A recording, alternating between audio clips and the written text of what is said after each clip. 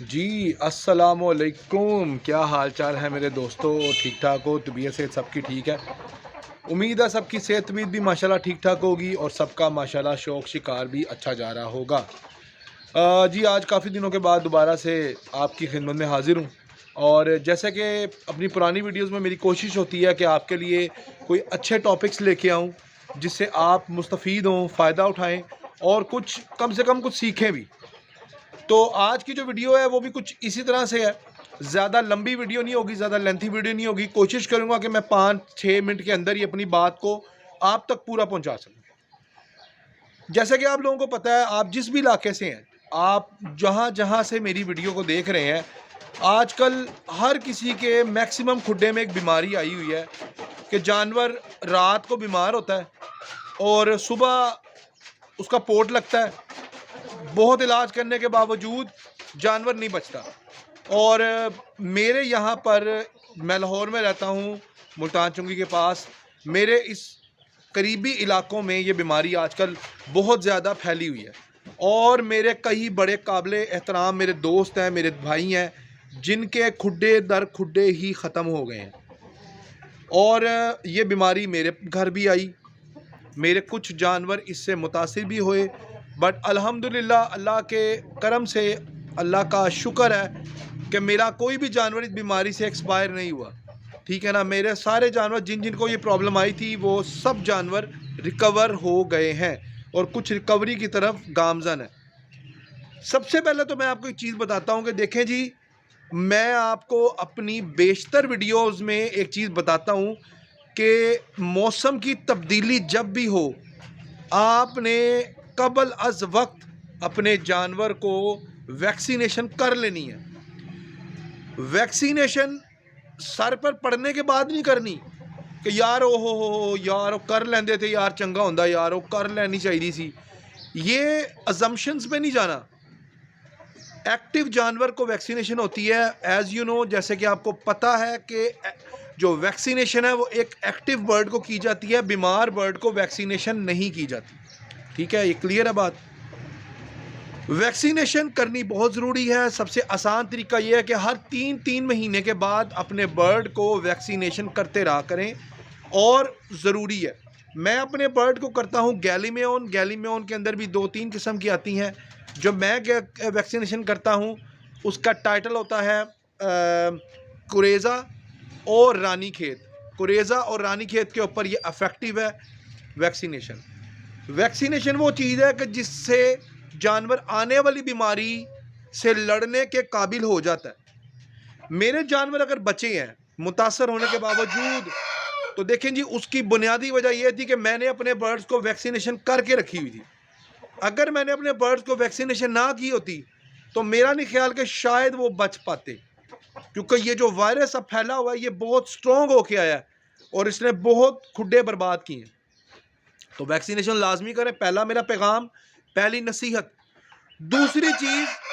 दूसरी चीज़, आपके बर्ड को जब भी फील हो कि यार मैंने रात को तो बर्ड बड़ा अच्छा बंद किया, सुबह आपने देखा तो बर्ड ढीला ढीला, अब मैं सिम्टम्स बता रहा हूँ आपको, उसकी जो सिम्टम्स हैं बीमारी के, वो आपको बताने लगा हूँ कि पहला सिम्टम इसका ये है कि आपके बर्ड की आंखों का रंग बदल जाएगा।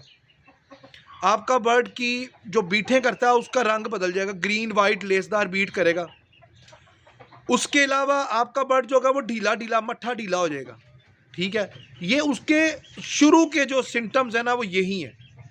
आपको मैं बेशतर दफ़ा कह चुका हूँ वो 4 टीकों का, लेकिन आज मैं आपको वो टीके दिखाऊंगा भी और उनकी नौयत के बारे में बताऊंगा भी।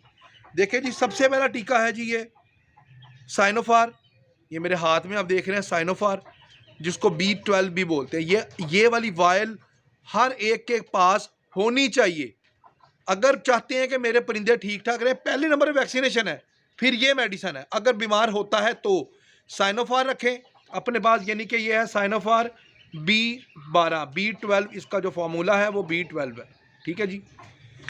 नंबर 2 आती है जी डेक्सामेथासोन। ये जी डेक्सामेथासोन वायल रखी हुई है मैंने, डेक्सामेथासोन। ये दूसरा टीका ये रखें अपने पास। तीसरा टीका आता है जी राइजोमाइसिन 5। ये देखें जी, राइजोमाइसिन 5 ये रखें अपने पास लाजमी तौर पे। उसके बाद आता है जी कीटोजेट, ये देखें जी सब वाइल्स रखी हुई हैं भाई, ज़रूरत पड़ती रहती है तो मैंने अपने पास वो तमाम चीज़ें रखी हुई हैं। ये 4 टीके दिखाने का मकसद ये है कि ये देख, ये चारों टीके कॉम्बिनेशन है किसी भी ऐसी बीमारी के लिए जो आपको समझ ना आ रही हो, आपको यार ये क्या मेरे बर्ड्स को हो गया, मुझे समझ नहीं आ रही, उस बीमारी से लड़ने के लिए ये जो सिम्टम्स बताए हैं ये भी इससे थोड़े से ज़्यादा भी हो जाए तब भी ये दवाई काम करती है। एंटी बैक्टीरियल मेडिसन है।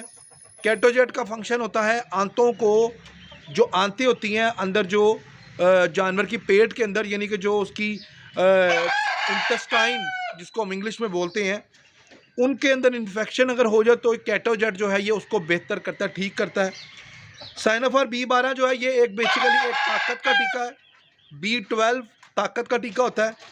डेक्सामेथासोन एक स्टीरॉयड है। स्टीरॉयड क्यों दिया जाता है कि कोई भी मेडिसिन का जो असर है वो 2 गुना ज़्यादा हो जाए, तेज़ हो जाए असर, उसका जल्दी असर हो, इसलिए डेक्सामेथासोन दिया जाता है। और आखिर में आता है राइजोमाइसिन 5। राइजोमाइसिन जो है ये बेसिकली ये एक एंटी बैक्टीरियल जो है ये इंजेक्शन है जो जिस्म में से जो बैक्टीरिया होता है उसको ख़त्म करने के काम आता है। ये लगाना कैसे है जी, 2-2 पॉइंट, 2-2 लाइनें, 2-2 सीसी नहीं, 2-2 लाइनें या 3-3 लाइनें लेकर इंजेक्शन में भर के ये उस बर्ड को लगाना है जो जिसको इन्फेक्शन हो गया, जो मुतासिर हो गया, ठीक है।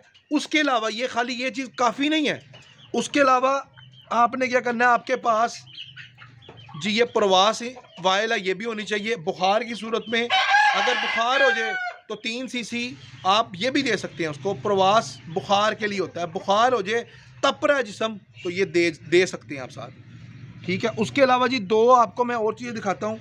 सिरप है, लेकिन वो सिरप कमाल के सिरप है, सुने तो बहुत होंगे आपने जी। एक सिरप है फ्लैजल। फ्लैजल किस लिए होता है, ये बेसिकली फ्लैजल होता है जिन बर्ड्स की आंतों में या स्टमक का कोई इशू होता है, स्टमक के अंदर मसला होता है, उसके लिए फ्लैजल सिरप कमाल की चीज़ है।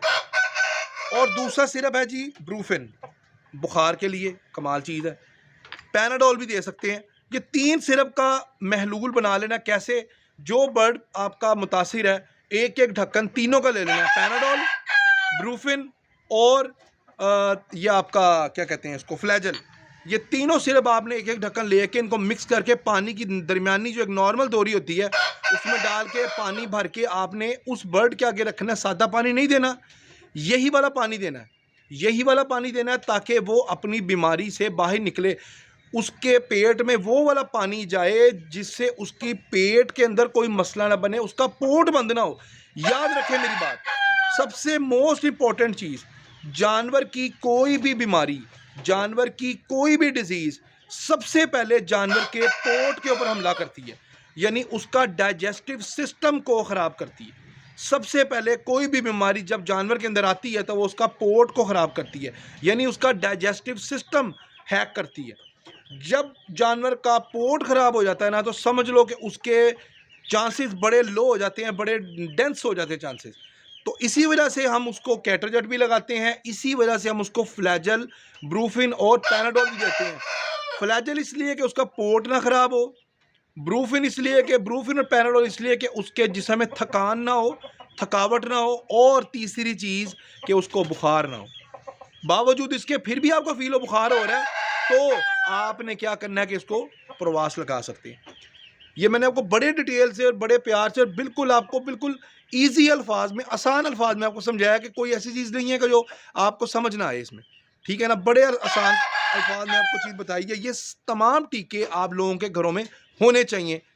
मुझे सबके परिंदों से प्यार है, मैं चाहता हूँ कि किसी के घर भी ये बीमारी ना आए। हाँ, फिर भी मेहनत के बावजूद कोई एक्सपायर होता है, कोई ज़ाया होता है, तो यार उसमें अल्लाह की रज़ा है, उसमें इंसान कुछ भी नहीं कर सकता, ठीक है ना। तो ये सारे मामलात हैं। और मैं आपको फिर बता रहा हूँ कि जितनी भी बीमारी होती है वो पोट से शुरू होती है। सबसे पहले जानवर का पोट लगता है, पोट ख़राब होता है तो आपने पोट को लगने नहीं देना। हाँ, अगर आप ये देख रहे हो कि यार एक दिन हो गया, 24 घंटे गुजर गए लेकिन पोट खुलने का नाम नहीं ले रहा, तो भाई उसको या तो उसकी सकत है तो पलटा लो, या उसको चमची लेकर खाली कर लो। ये ज़रूरी है। ये नहीं कि आप अपनी फनकारियाँ लगाई जो फनकारियाँ लगाई जो पोर्ट खाली हो नहीं रहा, दवाइयों पे दवाइयाँ दे जाओ तो वो उसका बेड़ा गर्क भी हुई जाए। पोर्ट को खाली करना ज़रूरी है, लेकिन अगर वैसे ही पोर्ट खाली हो रहा है, मतलब दवाइयाँ देने से वो निकाल रहा है अपना गंद, तो फिर ठीक है, फिर ज़रूरी नहीं है कि उसको तकलीफ़ देनी है कि उसको उल्टा करो या चमचियाँ मारो, फिर ज़रूरी नहीं है। ज़रूरी तब है कि अगर वो सब कुछ करने के बावजूद भी नहीं हज़म कर रहा, तो चमची या पोर्ट पलटाओ, जो करना है वो बाद की बात है। तो मेरा ख़्याल है ये बड़ा बेनिफिशियल टॉपिक होगा और आप इससे ज़रूर मुस्तफ़ीद होंगे, फ़ायदा उठाएँगे। और बग़ैर पॉज़ लिए मैंने फटाफट से वीडियो मैंने बनाई है। तो जो भाई ये वीडियो देखेंगे, कोशिश करें इनको आगे भी मेरी वीडियो को प्रमोट किया करें या लाइक किया करें, और भाई वीडियो ज़रूर पूरी देखा करें यार। मुझे जो आता है ना व्यू ड्यूरेशन, वो आती है 1 डेढ़ मिनट, 2 मिनट, 3 मिनट, यार फ़ायदा नहीं है ऐसे यार। अगर देखनी है तो कंप्लीट वीडियो देखें, आगे कर करके ना देखा करें, क्योंकि पॉइंट्स होते हैं वो मिस हो जाते हैं फिर। ठीक है, अपना बहुत ख्याल रखें, दुआ में याद रखें। अल्लाह हाफ़िज़।